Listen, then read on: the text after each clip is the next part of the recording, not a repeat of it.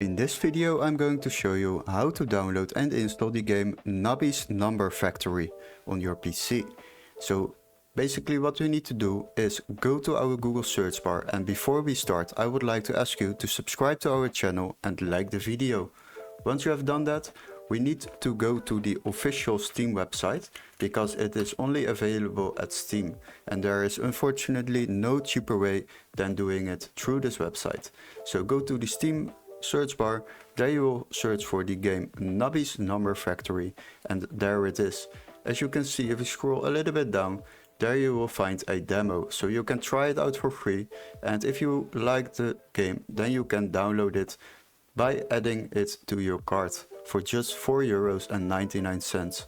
After that, if you add it to your cart, you will need to proceed to the payment, finish the payment, and then it will be downloaded into your game library and you are able to play Nubby's Number Factory on your PC.